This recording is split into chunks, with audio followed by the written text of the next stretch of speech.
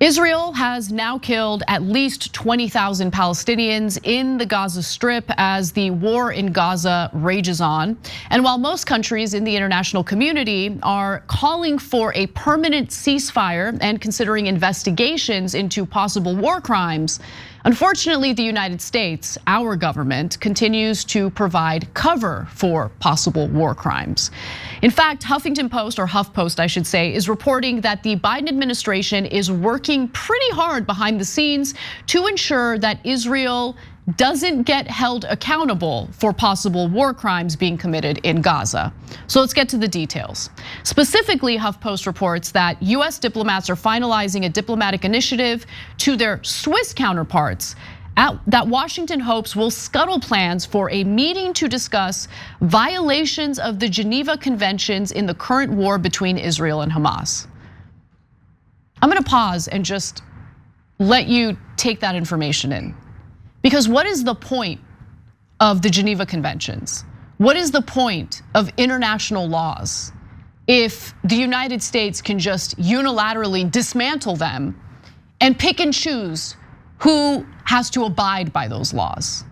It just totally disempowers international law, all because the US wants to provide cover for what Israel's doing. Okay, now the initiative was requested by Palestinians who have faced intense aerial bombardments and artillery fire in the Gaza Strip, along with brutality by extremist Israeli settlers in the West Bank, which, by the way, as we've said multiple times, is not governed by Hamas. Now, Palestinian diplomats and a significant group of UN member states, including some European nations allied with the US, are preparing a call for Switzerland to launch such a conference focused on the fighting on Israel-Palestine that would cover Geneva Conventions violations by all parties, according to the State Department documents and a person familiar with the Palestinian effort. Now, such conferences have previously been held in several years, 1999, 2001, and 2014, and all of them focused on the war between Israelis and Palestinians. Now, historically speaking, you might be wondering, like, why is the US trying to pressure Switzerland specifically? Well, apparently historically neutral Switzerland is the depository of the conventions, which means it determines when meetings of the parties involved are held to discuss compliance. So that's why the pressure is specifically directed toward Switzerland. Now, just let's rewind a little bit and understand what the Geneva Conventions are all about, okay? It was established following the atrocities that were committed during World War II, and they're the fundamental principles of international humanitarian law, which really determine the actions or what actions are legal during a war.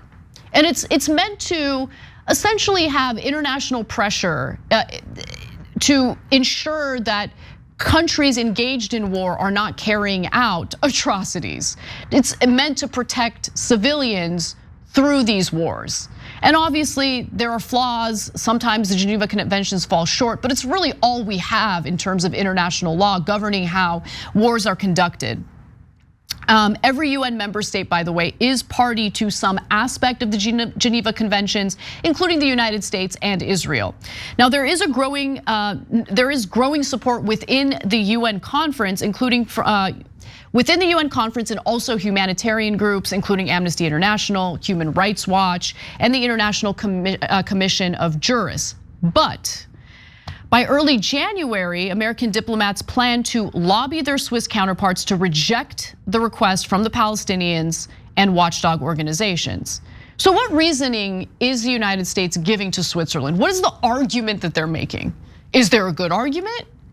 Well, international documents seen by HuffPost direct US officials to convey serious concern about the Palestinian effort and make a series of arguments against it. Okay, great. What are they saying? Well, American diplomats, according to HuffPost, should say holding a conference would mean politicizing the Geneva Conventions by creating the impression they are being primarily cited to target Israel, the documents suggest.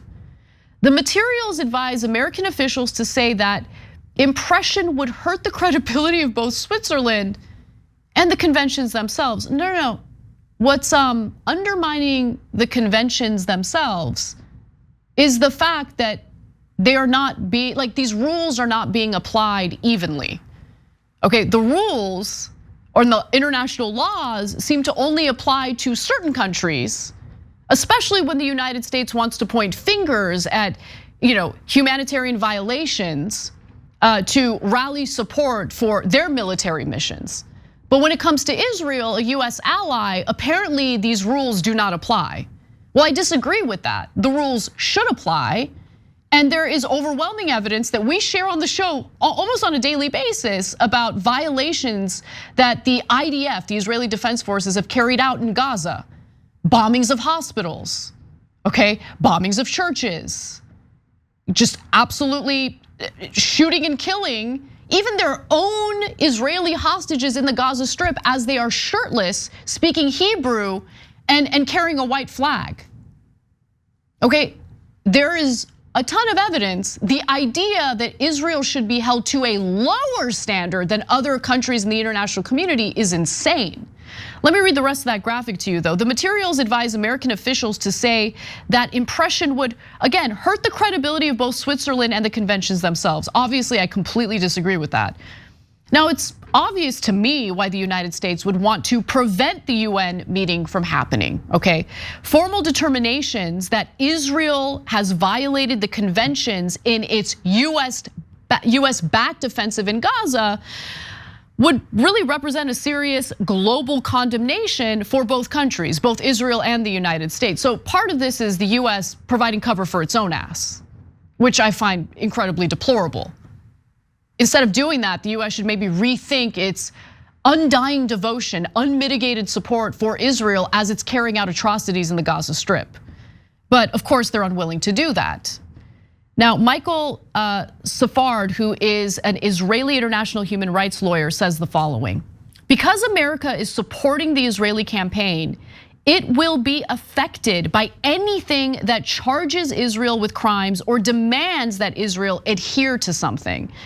And that's because America absolutely does provide cover along with military support for Israel as it carries out these war crimes. So please spare me the Biden administration declarations about how they're urging Israel to be careful with civilians. Please stop killing so many civilians. Please listen to us.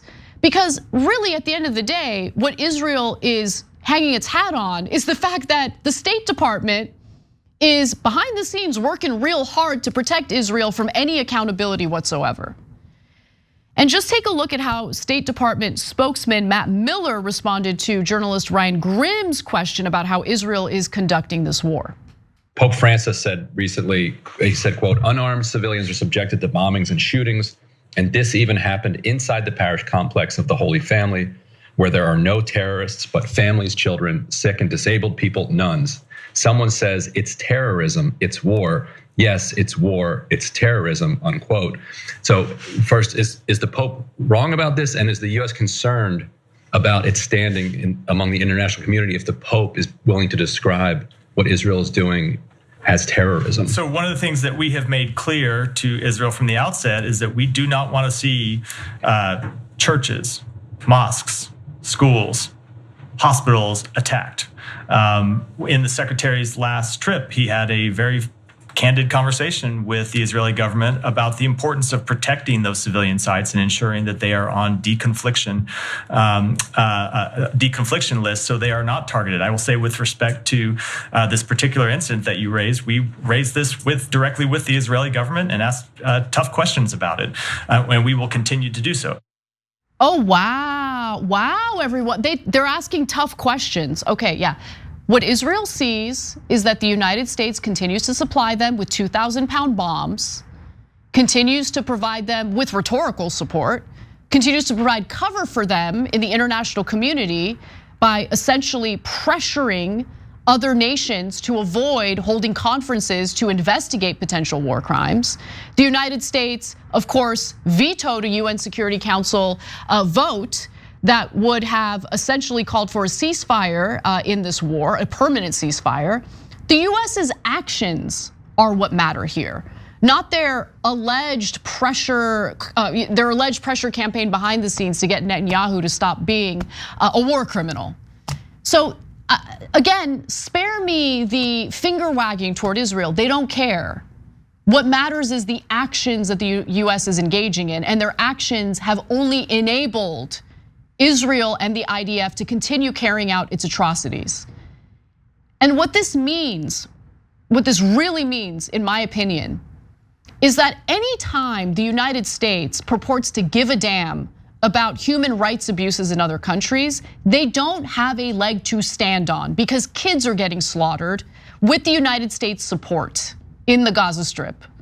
You can't point to the Uyghur Muslims in China and decry the way they're being treated as, the Palestinian population is getting bombed to smithereens as we speak. Now, obviously, I have huge problems with the human rights abuses that China is carrying out. But whenever the US points to those issues, it seems to only be in regard to rallying support, or rallying support for some war effort, or rallying Americans to be against a certain country. It's never really about the human rights abuses. Because again, if the Biden administration and the US government cared about human rights abuses, if they cared about war crimes, if they cared about protecting civilian lives, they would not be providing military aid to Israel, but they continue to do so.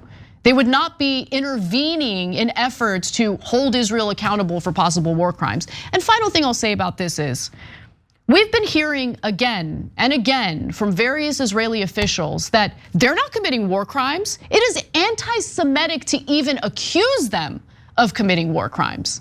Now, if I were accused of something that I knew I had not engaged in, I would want my opportunity to prove that I haven't done what I've been accused of. Wouldn't this conference be a great opportunity for Israel to plead its case, to make it abundantly clear, showing evidence that they did not, in fact, engage in war crimes? It's weird that they don't want that. It's weird that the United States doesn't want that opportunity. But here we are. Hey, thanks for watching that video. We really appreciate it, guys. And we appreciate it if you become members, because that allows us to be independent, honest, progressive, all the things that you don't get from corporate media. And all of that is because of you guys. Hit the join button below and become one of us, become a Young Turk.